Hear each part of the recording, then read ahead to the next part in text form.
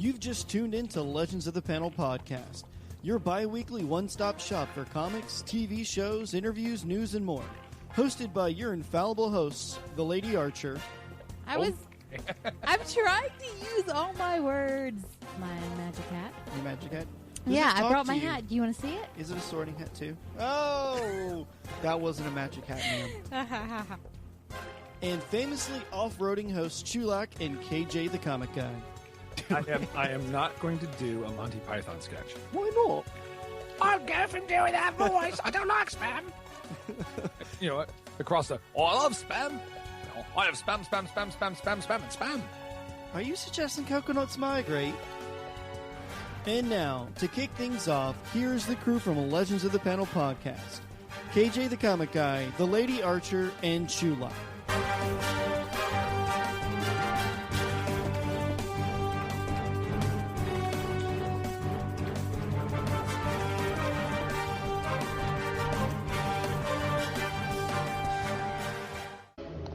You know something?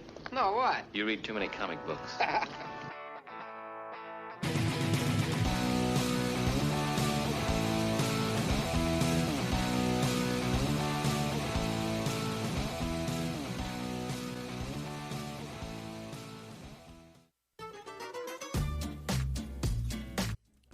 Welcome, everyone, to another episode of Legends of the Panel podcast. I am one of your hosts, Chulak, with my other fellow co-host, Mr. KJ the Comic Guy. Hey, internets. Sorry, I had to steal that from the Lady Archer. You got to steal it from the Lady Archer. What do you mean, Lady Archer? No. Booster Gold could not be on the show tonight because he is currently baking pies of lies. That is what is going on. The Lady Archer and Booster Gold are one and the same. She's lying. No, the Lady Archer is working night bake.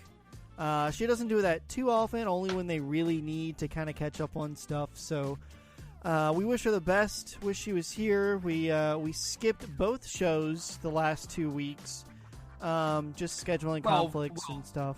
Let's look at it. One of them was Valentine's Day. Yep, that was the main reason why we didn't do Legends that night. Yeah.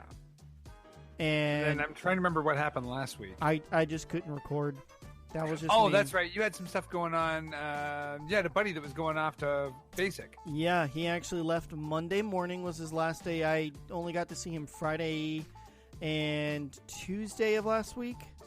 So I was trying to get as much as I possibly could get in. We had a huge party on Friday. Tuesday night was kind of like a double date type thing that we did. And yeah, so I really couldn't get away from that one. But wish him the best. Hopefully he doesn't do anything stupid while he's out and about doing his stuff for the army. But yeah, anyway. So sent him off. He had fun. Hopefully, he's going to hate his life for the next 6 months because he has to do some other kind of training in Connecticut or whatever after his basic. But yeah, so that's why we didn't have both last week. Hold on. He's going up to Connecticut? So he has training. His basic is actually in Fort Jackson, South Carolina, in Columbia.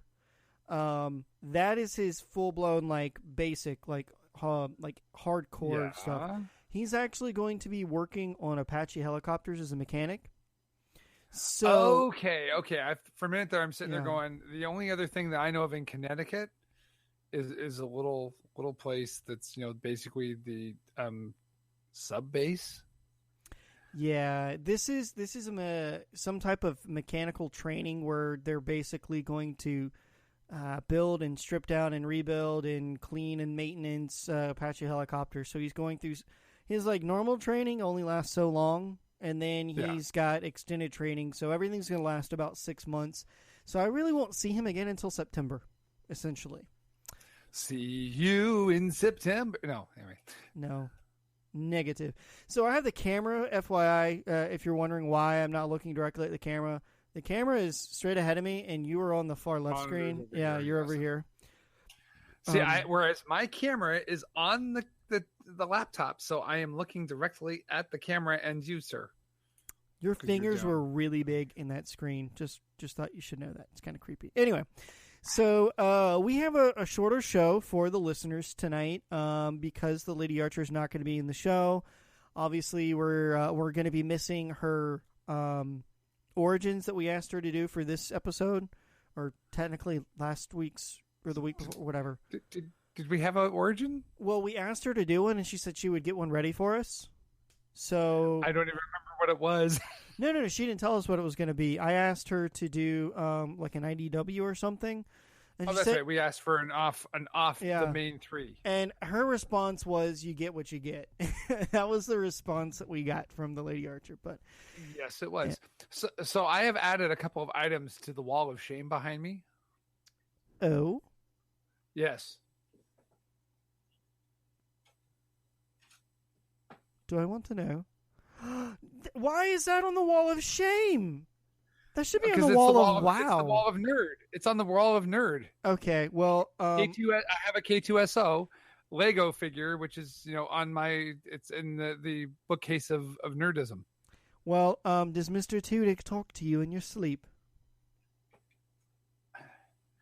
I did listen to the podcast where he was on the Nerdist, and he did the voice. Oh gosh. Oh yes. And then I did add another little thing here. What else did you everyone add here? knows? Everyone on the show knows that I have a little bit of an obsession with a certain little Spider Gwen. It's a Spider Gwen. It's a mini Spider Gwen. That is adorable, man. Look at this. Look at the slippers. Look at the slippers. Another Funko. So I have an issue, and we're going to jump into. I'm kind of glad you talked about. You have an issue with Funko Pop. I have an obsession with Funko Pop. I'm at the point now where I've turned into my roommate, where you know how he has guitars strewn all over the house that we live in. Yes. Okay, so I have my Funko Pop on my shelf of geek, and I have Funko Pop on my wall of geek. But now I have my Funko Pop on the entertainment center in the living room. Oh no! I've got another 6, but that's not the worst part about it, because we're getting all geeky and nerdy right now today. So there is a video game that I've played both on PC and PS4. I recently picked it up for PS4 because my brother and some other friends play on it, and they're like, "You got to get it." I'm like, "Why am I going to buy the same game twice? It's stupid." But anyway, one of my favorite video games that I was playing on PC, when I went out to San Diego Comi-Con, I got a really cool, it was a reprint, but Miss Zulo, Chrissy Zulo. Yes, I know Chrissy. Okay, she had made a Overwatch like themed print. I got it in San Diego, brought it back, it's framed, it's up there. Funko Pop has been releasing the Overwatch characters. Yes, and there's several of them in my basement. Yeah, there's a few, but now they just announced within like the last 3 weeks that they're adding 6 new characters, and of those 6 new characters, I think 2 or 3 of the characters have alternate skins that you can buy. So I'm like, crap, I gotta buy 6 new Funko Pop and then another 4 because they have alternate skins. So I'm gonna get 10 more Funko Pop, and they're not even done. They're not even, I think they still have like 4 more characters they got to go through. So I have a problem. It's an issue. Funko Pop, stop making me throw money at the screen. In that case, you're not getting your mug. Oh, hell no. That's it. No. My coffee mugs will always be there. I'm only at like 22 coffee mugs right now. No, this coffee mug is the one I'm talking about. The one that's in my hand. I know. That's coming home. When I visit you in Toronto in 2 weeks or whatever it is, I'm getting that. 2 weeks. That's so creepy. It just caught up to us, man. We were talking about that on the off show. In 2 weeks, that's right. In 2 weeks, Mr. Chulak is flying internationally to the wonderful metropolis of Toronto. Toronto? Toronto. Okay. Sorry, Toronto. And I get to show you around Hogtown and all the wonderful fooderies and everything up on Bloor Street in Bloor West Village, and then down along King Street where the TIFF Lightbox Theater is. And then, of course, we will be attending Toronto Comi-Con. We are. The 3-day extravaganza, where I will be getting my picture taken with Alfred from Gotham. Yeah. Only because of who his father was. It's not because of him. I know. How much are you paying for that, by the way, out of curiosity? It's $60. That's not bad. No. the considering the photo ops are less expensive at Comic-Con than they are at the Toronto Fan Expo. Yeah, because they have to pay like crazy because they got to get extra places for the photos and the signature areas Well, it comes down to the difference of the two shows. So Toronto Comic-Con is a much smaller show and more traditional Comic-Con. So there's a lot of artists, a lot of Artist Alley stuff, and a lot of comic book collection stuff, but not the same media event that you get out of Toronto Fan Expo. So there's a lot fewer celebrities coming. I mean, it's two guys from Gotham, Brett Dalton from Agents of S.H.I.E.L.D., Stewart from Big Bang Theory, and then like a couple of the usual Walking Dead people. Yeah, Walking Dead seems to be thrown into everything nowadays, but I'm glad that I'm going to your neck of the woods. You've come down to my neck of the woods 2 or 3 times now, at least 2. Yes, sir. So I'm finally returning the favor, and maybe next year, if everything goes well, maybe we can actually all make the jump back out to Spokane, Washington, because there may be something special in store from us, from what I'm told. Oh, that's the other thing they're doing here this year. They're doing Degrassi reunion. Okay, now let's not talk about that. We're going to move on. We're just going to move on. Yes, I know. Okay. So you mentioned Mr. Alan Tudyk just a moment ago. I did indeed. In his Lego Wall of Shame monument that you have there. So, as you know, Powerless was the new TV show that came out not too long ago. I saw the preview in San Diego at Comic-Con, and what ended up going on to the TV screen was nothing from what I saw. After watching the most recent 3 episodes, I do not see this show getting renewed. It is awful. I've never been more upset with the acting talent that is in the show that you know can do better, but clearly there was a forced hand in the writing department that made them go a specific way. And I think what really drove it was in the original show that I saw for the pilot, it wasn't pushed so much into making it connect to Bruce Wayne and Wayne Enterprises. It was more of a, hey, we're going to have this fun, quirky thing with that we are... basically, we're insurance adjusters for people who get smashed and thrashed by superheroes and the collateral damage that happens. And then the networks got a hold of it. Yeah, and it's so weird because when they showed us the premiere or the pilot at San Diego Comic-Con, everyone was floored. They loved it. It was amazing. And then you take it to the big screen, and you're just, or not the big screen, the small screen at the home, and you're like, what happened?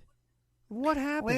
Well, we put it in front of the test audience, and there were certain things they didn't like. We'd like to change a couple of things up there. We actually think we're going to run episode 3 as the pilot instead of the original pilot that we shot. Yep. It's okay if we run it out of sequence, isn't it? Yeah, let's not talk about shows that have done that in the past. Yeah. Come on, we're still bitter about that one. It's been years. Always be bitter. So I have some news. Also, we briefly talked about Powerless. Powerless, I mean, I'm going to finish watching the first full season. Hopefully things change, and maybe they switch it after the mid-season sweeps, and then they, whatever. They got to find a new voice. Otherwise, it's going to struggle, and it is not going to take off. It is horrible. The writing is bad. Anyway, so moving on, we're going to talk about the official death that most fans did not want to see happen, that a well-known actor did not want to see happen, and it's kind of a shame because both of the movies that came out in the 2000s were hits. First one not so much because it wasn't well-known, and then the second one was even bigger and better, and it became a cult hit for the first one. We're talking about Hellboy here, the Hellboy series, with director Guillermo del Toro. So apparently Guillermo del Toro, Ron Perlman, and one of the major producers of the previous movies all agreed to sit down and have a conversation together about what it would take to make this movie the third movie. Ron Perlman was completely on board, according to reports. He was going to do whatever it take to make the next movie in the franchise. Guillermo del Toro and I guess the powers that be for that third person sitting in the group could not come to terms of some type of agreement. And so Guillermo del Toro came to Twitter and officially put all of the rumors to bed by saying Hellboy 3 is dead and it will not happen. Stop asking me about it, pretty much. So it's done. It's not happening. It's worse than that. It's dead, Jim. It's dead. This is Bruce and or not Bruce. This is Thomas and Martha Wayne dead, according to all reports. Yeah, it's done, which is a shame because Guillermo del Toro did a fantastic job in directing. Ron Perlman played the role, I think, perfectly. It was a nice touch on the comics that it did a great job in showcasing the rawness. Could have gotten a little darker, but I mean, you have to go to a certain audience and you have to be able to push out to kids as well. So they had to make some type of ground up on it. Just a sad thing to see that movie go away because I was a huge Hellboy fan. I love the franchise. I love the first movie. I love the second movie. Anytime it's on TV, I watch the entire thing. Even if it's on TNT with 600 commercials in between, I'll watch it.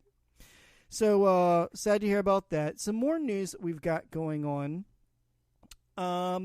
We now officially, literally right before this show happened, I happened to get a notification that the DC Comics was live on Instagram. There is going to be a DC Comics, and this is the only time I will buy this comic, KJ. The only time. There is going to be a Green Arrow and Batman comic coming out. Now, they didn't really go into crazy details on how many issues this was going to be or if it was just going to be a one-off.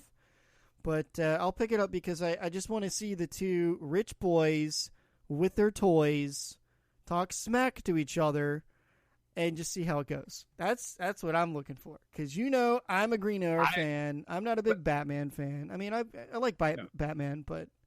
But here's the thing. But I was Rash's best. No, I was Rash's favorite. No, I was Ra's al Ghul's favorite. No, I was Ra's al Ghul's favorite.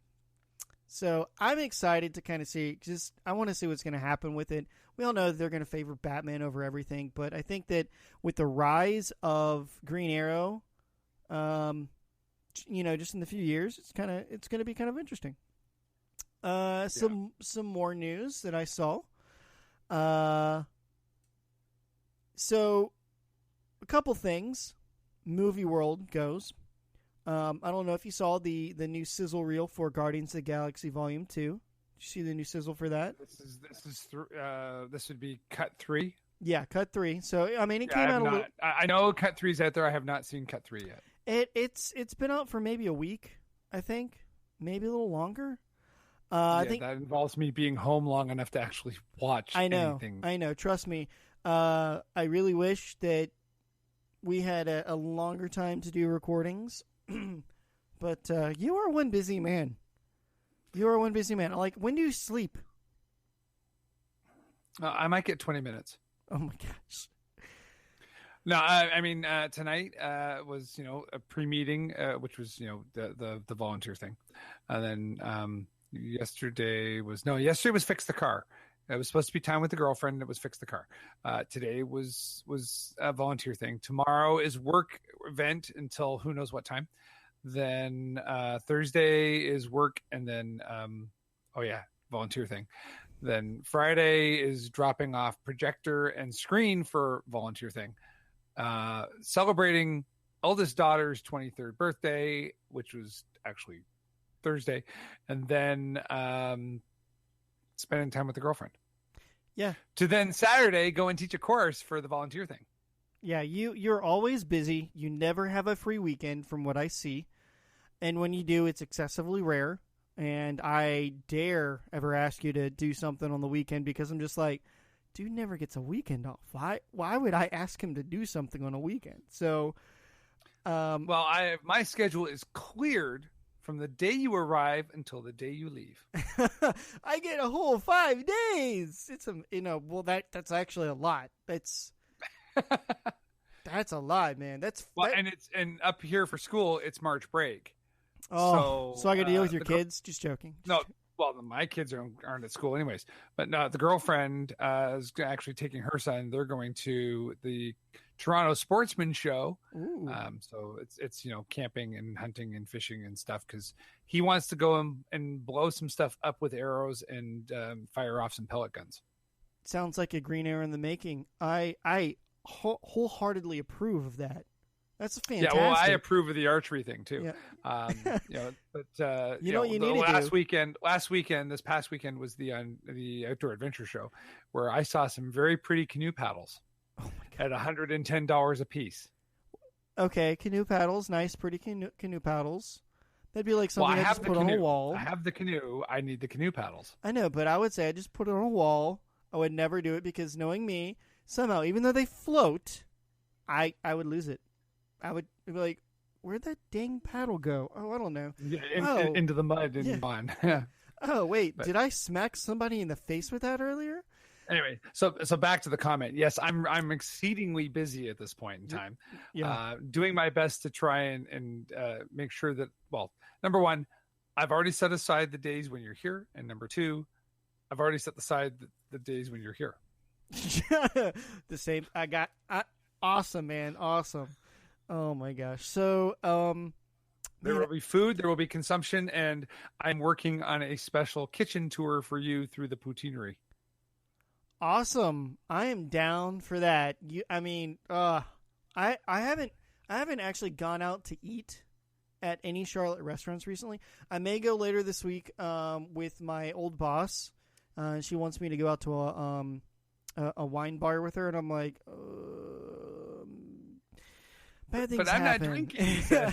yeah, bad things happen. I don't know. Anyway, so we'll see how that goes. But so it'll definitely be a privilege to go out and eat new food and new places and new experiences and with good friends. So I'm looking forward to it. Absolutely, can't wait for the trip.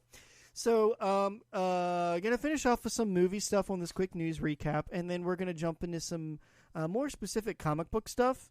And then we're going to move on to webcomics that we kind of are going to talk about and upcoming interviews that we have scheduled, hopefully, on the show.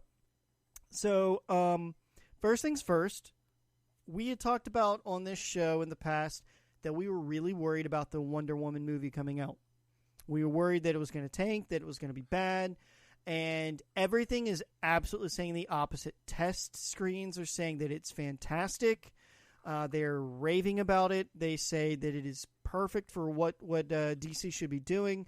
And it's even gotten to the point now where DC may even push Gal Gadot into other roles, into movies that are either nearing the end of post-production or in post-production to try and fluff her to kind of push her into these roles because they're saying it's going to be a huge movie. It's going to be fantastic. And It's crazy because Ben Affleck is now slated to rumored to show up in the Wonder Woman movie because I guess they need to kind of throw in the whole your movie sucked and it was really bad and now you're no longer directing, which is probably good because his personal life is a shamble right now. The Oscars was hilarious because, well, yeah. Anyway, so hopefully things work out for him. He wasn't a bad Batman, but he wasn't a great Batman. And we definitely have high hopes for the new Wonder Woman coming out, which isn't too far away from coming out anyway. Moving on again from that, we're going to talk about. Oh my gosh, I completely just lost my notes. Where did my notes go? Where was I going with this on movie notes? Oh my gosh. This is crazy. I don't know what happened. Anyway, so, I remember now. So the actor that was slated, or that is currently playing Bucky Barnes in the Marvel Cinematic Universe. Yes, the one that looks like a young Mark Hamill. With black hair, yes. So, we knew that Bucky Barnes is a pivotal role in the Marvel universe. He, in the comic books, if they stick with the comic book lore, eventually takes on his best friend's role as Captain America when somebody dies after an assassination plot. Now, a lot of people were kind of speculating, would we get rid of Mr. Chris Evans? He's doing a fantastic job as Captain America. He brings a certain element to the movies that the females will go to the movies to go see, along with Thor. And they were wondering, would they get rid of Captain America? Would they get rid of Chris Evans? Well, some news was just kind of brought to light in the fact that there is a 9-movie contract with the Marvel Cinematic Universe for the actor that plays Bucky Barnes. That contract did not go into effect until after Civil War. Chris Evans only has 2 more movies on his current contract. Mm-hmm. No extensions have gone out. So the way that things are kind of panning out, they're starting to think that the Civil War 2 that will eventually happen may bring about a drastic change to Chris Evans and may remove him as Captain America, and Bucky Barnes might jump in there. So a lot of speculation on that. To the listeners out there, let us know, do you think that Chris Evans is going to be removed as Captain America and Bucky Barnes is going to actually take over in the movie cinematic universe? Let us know in your thoughts. Tweet at us, Facebook message us. You can find us on Facebook at Legends of the Panel. You can find us at Legends Panel on Twitter. Let us know what you think, because I really want to know what you guys think about this, because a 9-movie contract doesn't necessarily mean that he is going to have a pivotal role in 9 movies. It just means he shows up in 9 movies. Chris Evans, it just may be to the point where, he has 2 more movies on contract. That's just the way the contracts went at the time. And it may just be up to his agents and the acting talent and casting members. Maybe they just have to come to a new agreement with his financials. But Chris Evans was put on the record recently as to ask, hey, do you think you're going to get killed in one of the movies and be replaced by Bucky Barnes? And he said, I will do whatever the Marvel Cinematic Universe needs me to do. The first thing that I did when I signed on as the role as Captain America is I realized that the character was bigger than me. So very, very gray words, I guess you could say. He's willing to do whatever it takes. He's willing to take the pay cut and be fired. But at the same time, he's not directly answering yes or no. He's just saying, hey, whatever they want me to do. So let us know in the thoughts in the comments. Tweet at us, Facebook message us what you think is going to happen. We would love to hear your opinions. What do you think about this, KJ? Do you think he is going to be removed from the universe, or do you think they're just going to kind of do their own thing? Or are they going to be true to the comics? I think that we're going to see a combination of the two. The reality to me is that Bucky Barnes taking on the role of being Cap, I think it's the right fit. But at the same time, we've also got the possibility of Falcon taking on the role, as he has in the more recent Marvel Comics universe, which would tie in much more closely with the cinematic, and that would be Falcon becoming Cap. I think that's where I would go with it. There's lots of room for Bucky as Winter Soldier to still show up as the Winter Soldier. And with the rumors back on the plate of a Black Widow movie of the Red Room, that, because I don't know if you caught that, is back. That Marvel's finally looking at a female lead movie because of course, Gal Gadot getting Wonder Woman. So we may actually still get a Nat movie, which I'm all about. If they can get Scarlett to come back and play, I think it's highly possible that Marvel will get the all-female, and I think her character is strong enough alone by itself where she could have a great storyline, and you can still speckle the actors from all the different movies that they've cast here and there. They don't need to drop a lot of money on a main side character. Speaking of other spin-offs and, possibilities of other things happening, especially in the DC universe, talking about this is kind of a leapfrog to another confirmed announcement.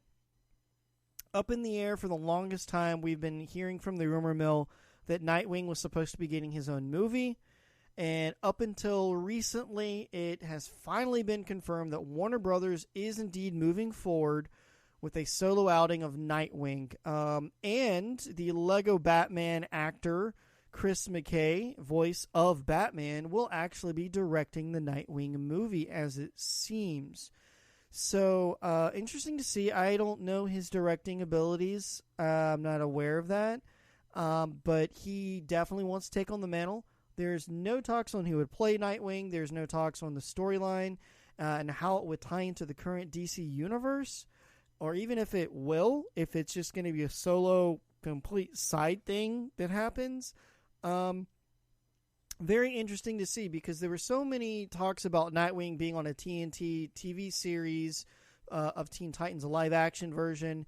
Then that got scrapped, and then there was supposed to be a animated version where they were going to use the actor that they originally thought for the TV show playing the Nightwing version. Then that got scrapped. And so it's just kind of been all over the place on where the direction of this was going. But Warner Brothers is finally stepping up. They're putting their money where the rumor mill has been and saying, listen, we're going to do it, because we're seeing that these lesser-known characters but still established characters in the Netflix genre, or in the Netflix area, the small movie area, they're blowing up, and they think that they have more creative liberties and more writing potential in these smaller roles than playing the big roles, because there's so much that you can let down an audience that can give you bad press to prevent people from going to see the movie. So I think that's kind of where DC is looking at now. They're looking at those side, smaller characters, those revenue generating potential areas where they can kind of push something else, a new content. Because let's face it, DC Universe and the whole movie thing, there has not been a single thing that's come out since the Christopher Nolan trilogy that was decent, that did well in the box office and pushed something. All of the Superman movies have tanked. The Batman vs. Superman was awful. Suicide Squad, awful. Somehow it got an Academy, or it got an Oscar last night, or on Sunday night, because it was only for costume makeup. That was it. Yeah. So I can already see it now. The new the new Suicide Squad movie is going to come out with Academy Award-winning Suicide Squad movie, and it's going to be like, yeah, but there was nothing good about it except for the makeup. So we'll see where it goes, but I'm excited about the Nightwing movie coming out. I've not been a huge necessarily fan of Nightwing, and I've not have to admit not been a huge fan of DC. Most of the DC properties just don't resonate with me, but I will accept a Nightwing movie because there was enough interest in Nightwing and the whole concept behind it that I think it'll be interesting to see what we get out of it. Yeah, hopefully DC's got to have something go for them. I think this is going to be something decent. I really wish that the agreement with Netflix and Marvel, wasn't so solid, because the only other option out there that I know, they've been stepping up stuff. They've been getting Emmys and Academy Awards for their movies recently. If Amazon were to pick up DC and start doing, DC-related TV shows where they have that ability like Netflix does with Daredevil, Luke Cage, Jessica Jones, and the upcoming Iron Fist that's coming out that I'm so excited for. I think it's in like 4 days or 5 days it comes out. Pretty close. Yeah, something like that. But so the other thing that has been on the whole talks after the whole Deadpool movie drama that happened, and this is the last movie news that we're going to talk about, and we're going to move on from that. Deadpool movie drama? Yeah. Yeah. How many times have they replaced the director? Twice now? Yeah. Redpool movie drama. Did I say Redpool? No, I just did. Oh. Well, it seems like it was my Scooby voice. Raggy. It seems like an Academy Award winner or an Oscar winner, Oscar-winning actor, has been teasing to play a character in the new Deadpool 2 movie, and that would be a gladiator wanting to play Deadpool. That would be Mr. Russell Crowe. Is interested in playing the role. No. This was just recently, less than 16 hours ago. No. First of all, Russell Crowe as an Australian, as Deadpool, no.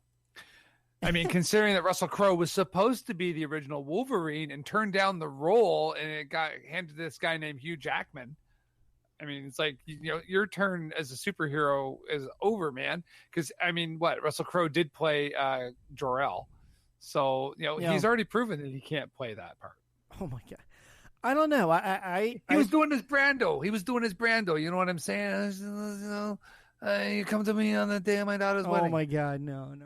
I think he would be good as Cable. I really do. I think he'd do okay. But it'd be interesting as Cable. Yeah. I think that they need. Actually, that'd be kind of interesting, but I don't think they'd do it. I'm thinking Gary Busey. I mean, I would pay so much money to see Gary Busey in a blockbuster, crazy money thrown at the screen movie, because that is crazy. I mean, Jimmy Kimmel said it best. The people that go on these Hollywood, Las Vegas, tour buses, and they go to like the actors' homes and hope they see like an actor go out and like check their mail or something like that. He goes, no, that doesn't happen unless you go by Gary Busey's house and he's out in the middle of the lawn butt naked, doing a line of Speed or something like that. I mean, come on. I mean, it would be hilarious. I would throw my money to watch it because it would be a train wreck. But of course it would. No. All right. Well, so now we're going to go to webcomics a little bit. So tell me about the There's not much, dude. I am completely shocked. All of my standard places to go for professional level, high-end webcomics, nobody has done anything in at least 6 months, which tells me something is going on. Well, I find, and this is something that has been, at least for me, what I'm seeing here. And after we're done with the webcomics, which is only, I think it sounds like we're only going to be talking about one, maybe two now. We're going to go talk about our other buddies, Australia, and of course, after the gold rush. Well, yeah. So the thing that I've been looking at with webcomics, and it's kind of one of those things where you have to find a way to generate money to pay to make the webcomic, unless it's just something that is kind of like a hobby that someone's creating and then posting it up, and then you just get it when you get it. There are things like Patreon, which is great because it helps people produce stuff like that.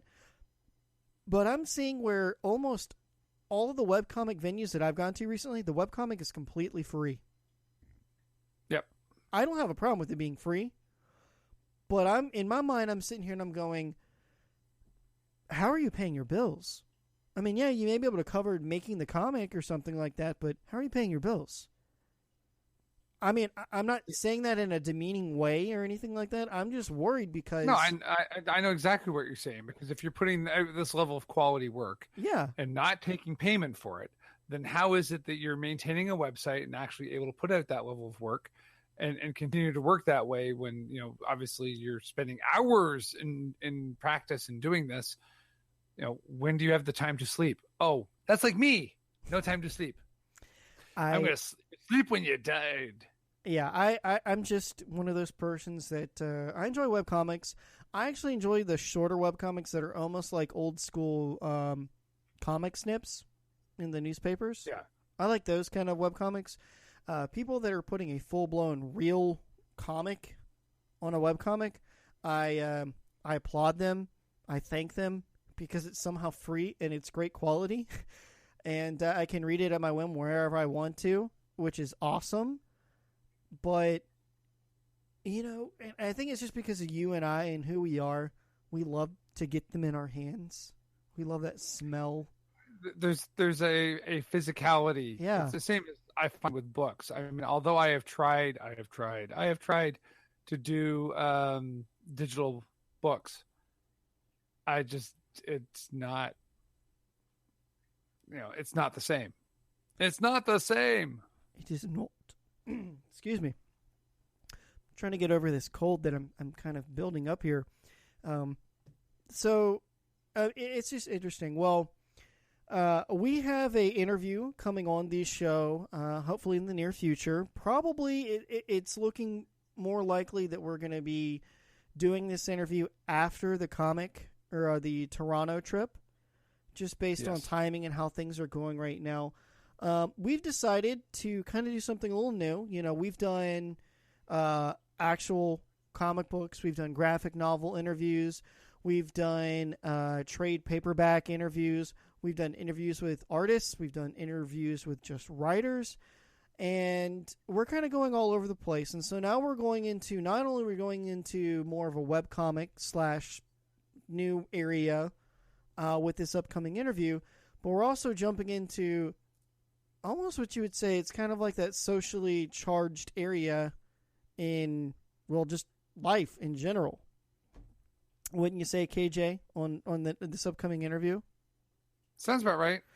So we're kind of interested to see. We hopefully this interview does not bug any of our listeners out there or turns listeners away. But we are going to be interviewing a author who writes young adult novels, and he is now turning his novel series into a comic book that is now a current webcomic that you can go and get for free, which is why we brought up the free webcomic. The comic that we are talking about is a series called Something Like Summer, and basically it follows a whole life of two people from the first time they meet to all of the stuff that happens in their entire life, from being kids to being young adults, the ups and downs of life, where you are eating ramen in your college dorm because you can't afford to go out and pay for anything else, to finally finding a job and finding someone that you fall in love with, and then everything going to hell, and then life happening. And I mean, it's one of those things where you could read it just as a book, or you could read it as a comic, or you could watch it as a movie. And the funny thing about that is, KJ, the series that we're talking about is called Something Like Summer by Jay Bell. Not only is it a huge series, I think there's like 7 books in this series that this gentleman has written. The series is now turning into a blockbuster movie. It releases, I believe, in February or March of this year to small screen critics, and then it will come out later in the summer, hence Something Like Summer.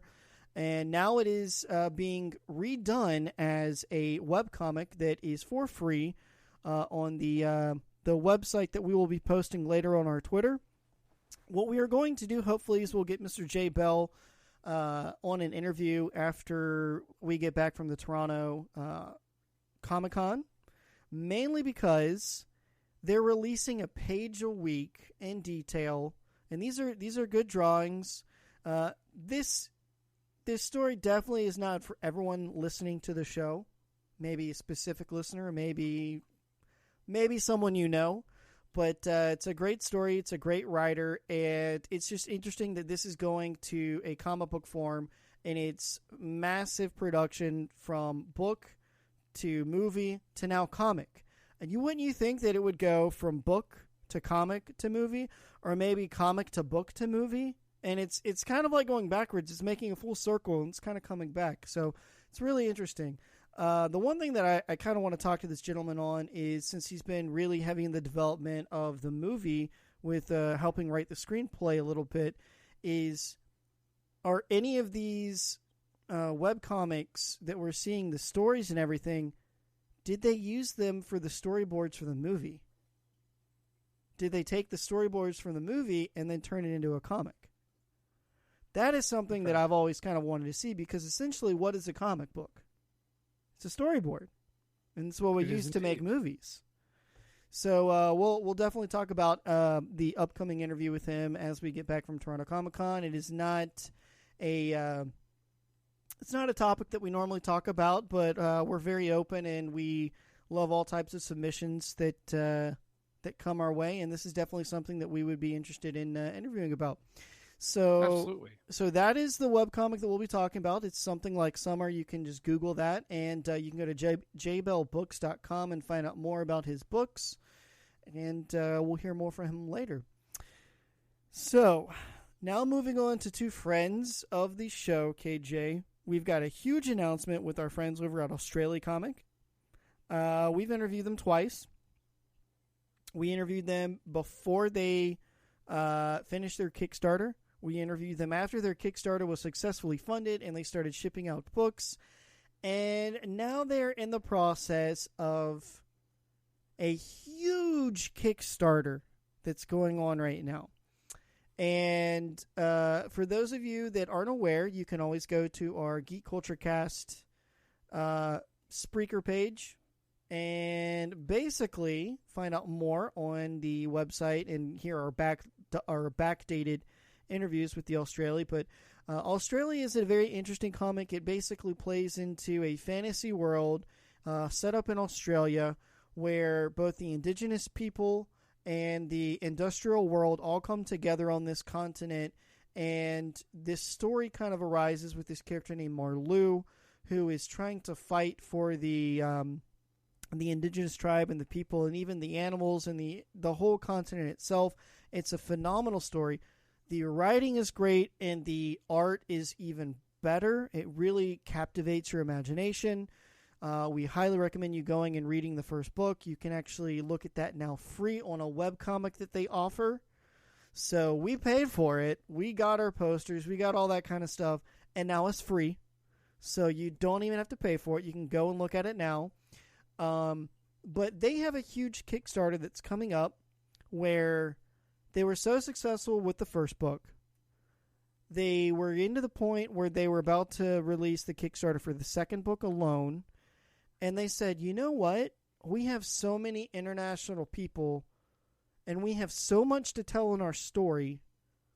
We would be doing this for 7 or 8 or maybe even 9 more Kickstarters. Why don't we just make a giant book with everything in one? And the thing about it is they've already gotten well in advance their stories and their storyboards online. So they have a huge undertaking that they're going to do, and they just released their Kickstarter, which we've already tweeted out today. You can actually go to Legends Panel Twitter, and you can actually see the link that we provided. But so have you seen the amount that they're trying to raise? Yeah, that'd be 65,000 Australian dollars. So that's I think like 42 or 43,000 US that they're trying to raise. Something like that. Yeah, about 57 I think it comes in at. Let's see where they're at. 8,000. 8,000. It's whoa, they were I think at 6 when we started or when I started tonight. Yeah, they're at 8,407 Aussie dollars. So what they're going to make now, or what they would like to make, is it's a 200-page, one of those not compendiums. What the heck do they call them? I know what you're trying to say, and I'm blanking too right now. I called it one of those things. Omnibus. That's it. There you go. Omnibus. It's an ominous bus. So they're making a 200-page book.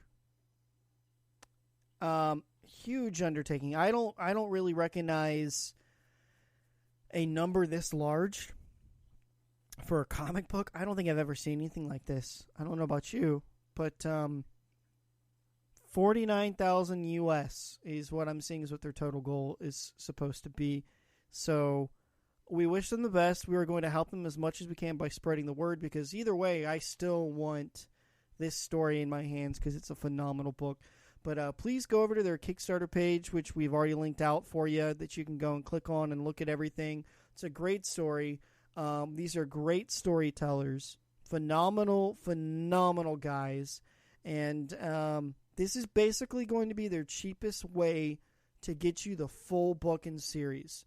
They have talked about how they will want to do individual issues at a later time, but what they most likely will do is they will print issues individually for book 2, book 3, book 4, book 5, book 6, and then they will offer them for sale individually on their own website as that moves forward in the project, so you can go and get your individual books. So I wish them the best. I'm still going to throw money into it just because I love the artwork. I love the story. And it's going to be amazing. Please go throw your money. The next group, or the next gentleman we're going to talk about is Mr. Miles Greb, all the way over in Washington State. He's going to be going to the Emerald City Comi-con right around the corner. And he's got a lot up his sleeve. This man has always got a project going on. One of the secret projects that he showed me after you got off the last Warp My TARDIS recording, which is now up for public viewing. Viewing or listening? Viewing. No, not listening. This is his Kickstarter update announcement. So, Mr. KJ, and this also kind of goes to a Warp My TARDIS possible interview again with Mr. Miles Greb. What was that? What were you doing there? Was that a... I thought you were like, I miss my mustache. I don't know. No. So, have you heard about this possible Dune remake? Are you serious? I'm sorry, what? You haven't heard about this? Well, there's been 3 attempts at doing this over the last few years anyways. So I mean, it's Hubert. Hubert. I mean, it's not one of the ones that you can just go out and just do. Yeah, this is true. Well, it is getting a heavy push, and they're now at the point where they're looking for writers, and they're looking for panelists, and they're looking for people to do storyboards and stuff like that for them, and they're really doing a big push to get this movie going. So for the anniversary for Dune, Miles and one of his friends decided to make a Dune comic. And they sent it to them, and they're waiting to hear back information. But for the lucky few people that go to Emerald City Comi-Con, I'm going to have to beg Miles to get one of these shipped to me. I'll pay whatever it takes to get it to me. But they made a Dune comic. And he sent me the information, the images, and everything before he posted on his Kickstarter. And he swore me to secrecy. He said I was one of like 5 people that had seen this, including basically all of the writers and drawers that were involved with it. And he said, you can't talk about it. And I'm like, it's Dune. It's Dune. And he's like, yeah, I know. You can't talk about it because I have an announcement coming up. So thankfully, he's the type of person that trusts us with this type of information. We get to see these crazy sneak peeks that nobody else gets to see. And it's just a blast to see that here he goes on his Kickstarter update. And I'm like, holy crap, that's what I saw. Oh, my God. But I've seen more than what's still listed there. So he's got a lot of information. He's going to be giving out some free copies, I believe, at Emerald City Comi-Con. Make sure you go by that man's booth. Snag them. I know. Snag them while you can. And, yeah. I just want the damn cover. Did you see the cover? Have you seen it now? I went. Okay, I've got about 15 activity messages and updates in my Kickstarter. Yeah, I'm at where I've got like 6, and I think that's a lot. Okay, so here's a confession to all my friends out there and everyone who listens to the show and knows that I am a huge Kickstarter geek. I usually access my Kickstarter through my phone. The phone device. The app on the phone is not that good in that it doesn't allow you access to all of the updates and information.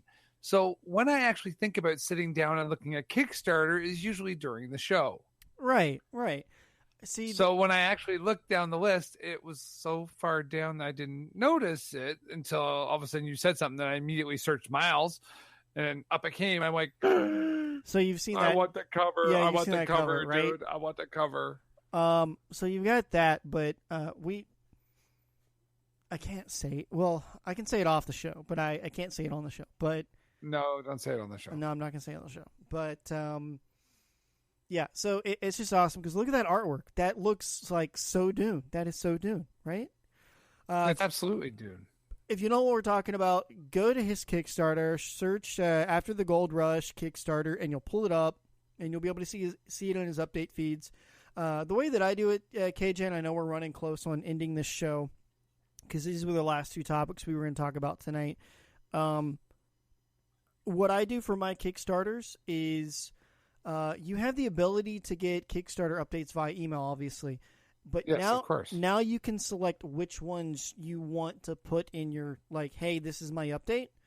So I have Australia, I have After the Gold Rush, I have First World, all of those Kickstarters at the top of my list. So anytime they send an update, I get an email. And I can view the full email on my phone. Doesn't matter because I don't use a Kickstarter app. Right. Now, if I were to log into the Kickstarter app, which I logged into, like you said, like maybe 3 times, and I hated it and I didn't want to use it anymore, I couldn't see everything. And I get like 50 million notifications, and they all just kind of jumble up on the screen, and you're like, can't see that, can't see that. Let me go to my desktop so I can see everything. But when you do it in email, I for some reason, I guess it works a little bit better, but I have a Galaxy S7, so I don't know if that does anything different, but anyway, great news for our two friends, Australia and After the Gold Rush, Miles Greb and Timothy Wood and Thomas Wank, all the way in Australia. We're going to be cheering them on. He's got a lot of stuff coming out as far as Miles Greb goes. He's got Clovis coming out.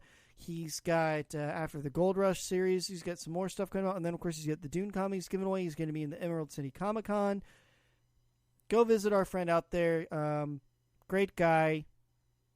We'll randomly hop on the show whenever we say, hey, we're live. Come in and join us. And he does that. Great people. So, if you have questions, comments, or thoughts, be sure to email us at contact@geekculturecastnetwork.com, or you can email the show directly, legends@geekculturecastnetwork.com. You can also follow us on Twitter @legendspanel, and of course, you can follow us on our network @geekculturecast on Twitter as well. You'll get all of our updates from that. So, before we go, KJ, was there anything else that we kind of missed tonight? I feel like we actually shoved a lot of information in this week's episode when I thought it was only going to be a 30-minute episode. We did indeed. I mean, the only... Where'd they go? Oh, they're there. So remember, I showed you this Michael Cho Iron Man shot. Yeah. So what I didn't show you, as I get loud there for a moment, is the second Michael Cho that I have. Oh, when'd you get that one? Same time as I got the Iron Man. You never showed me this one. Yeah, I know. You wanted to hide it. You did. Wow. Like I said, I like Spider Gwen. So I guess KJ says if I get a bunch of like Spider-Man, or maybe if I get some Iron Man, they won't judge me. But if I pull out that Spider Gwen, I get judged hard. Come on, man. I have like 9 things of Green Arrow on one wall, 2 things of Green Arrow on the other. I have a Green Arrow statue. I have 4 different Green Arrow /Arrow Funkos. Judge me all you want. I judge you not. Because we're all geeks, and that's the best thing about being a geek. Well, wait until you get here and then see the row of camp stoves. Then you may be judging me. Camp stoves? No. Are they all cast iron? No. I do have 2 cast iron Dutch ovens, but that's beside the point. No, I have 3 Coleman Naphtha 2 burners from 1950 through 1971. I have a Coleman propane. I have my BioLite. I have my Esbit. I have stoves. I have stoves. Well, hey. I have a camping habit. Hi, my name's Ken, and I am a gearhead. When you sent me the message on Facebook Messenger today on This Is Why I Might Be Late, I was about to go nerd, but then I got made fun of when I made the joke to Booster Gold the comment? Booster Gold comment to Lady Archer about how I was going to open the show without her, and she sends the Simpson gif where Homer kind of pulls up and sees the geek walking by, and he goes nerd, and I'm like, yeah, that's me. So, but hey, we embrace our inner geek. It's fun. I'm super excited about it. Guys, we will definitely have a Warp My TARDIS next week. There will be a little bit of a Bill Paxton tribute in there. And, yeah, I mean, this year is not shaping up as good as 2016 shaped up either. Hopefully, we don't lose any more greats, especially in the sci-fi and the movie world, or just important people. But well, we already lost a Doctor Who. Come on, we did lose a Doctor Who. We lost Bill Paxton. We lost. I mean, it's been a weird year. Hopefully, not at least it's not nearly as bad as last year. At this point last year, we lost like Alan 6 or Rickman 7 and David Bowie. We lost a lot in January, February last year. We've done well this year to only lose a bunch of politicians. I'm okay with that. Oh, you know who did die, though, that I saw? I actually looked on the Wikipedia death list for 2017. Judge Wapner. Wapner at 5. Wapner, as in People's Court. Yeah. Wow. Nobody cared. Wapner's on at 4. Whoa there, Rain Man. Whoa there. Well, guys, thank you for listening to Legends of the Panel podcast. I'm an excellent driver. Oh, my God. We hope you enjoyed this episode. It was chock-filled with info on the movies and TV shows coming out. We also talked a little about webcomics. We talked about upcoming interviews. We talked about Toronto Comic-Con. And we talked about two of our good friends, Australia and After the Gold Rush, Miles Greb and Thomas Wank and Timothy. Oh, Wood. my God. Timothy Wood. I was like, I completely forgot his last name. Be sure to check those guys out. If you are in the Seattle area, make sure you go and stop by and say hey to Miles Greb. Say Legends of the Panel and Geek Culture Cast Network sent you to say hey. You never know. He might just give you a free copy of Dune. Who knows? He's not sending it to us. Yeah, I gotta beg for it. I'm like, what do you what do you need, man? What will it take? Give me the goods. Nah, I'm honestly sure he's probably gonna save something for us. He is hopefully gonna make a trip either at the end of this year, but he definitely plans on trying to make a trip out to the East Coast next year for sure, for a trip. I told him to go to Baltimore because we haven't been to Baltimore, and it would just be fun to go to Baltimore. But if he doesn't go to Baltimore, he should definitely come to Charlotte. Well, Baltimore or New York, one of those. I mean, I'd have fun in New York, but I think we'd be sleeping on cots on like Fifth Avenue. Cots? Dude, there's a park bench there. Oh, okay. All right. It was freshly urinated. I'm sorry. All right. Yeah. Oh, wow. Whatever. Thank you so much for listening to If you have complaints about this radio program, please Flo send them at to Pam. Yeah. Flo and Pam at HR. Phenomenal. Fantastic. It's going to be great. You know what's going on in the background right now, and I've been using a lot of greats, huge and amazing. The presidential address is on right now to Congress, and I just see someone in the background. I'm like, man, I'm using words I shouldn't use. It's making my IQ lower. But it can't be worse because I'm not Booster Gold making pies of lies in a bakery right now. So, miss you, Lady Archer. Make sure you show up next time and bring the origins. And you won't get made fun of and be called Booster Gold. But we still love you. Again, thank you so much for listening to Legends of the Panel podcast on the Geek Culture Cast Network. And we will see you again next Tuesday for Warp My TARDIS. Be sure to tune in. We will show on Twitter what we're going to talk about in the upcoming show. Wait a minute. My TARDIS is showing? What? Oh, my God. Bye, everyone.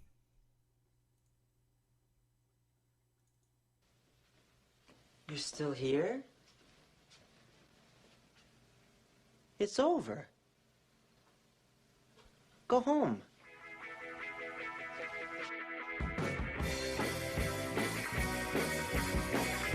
Sip a cup of coffee from your daily grind. It's a full-time job.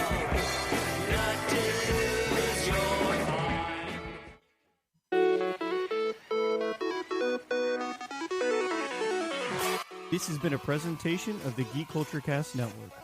To find out more, email us at geekculturecastnetwork@gmail.com or follow us on Twitter @geekculturecast.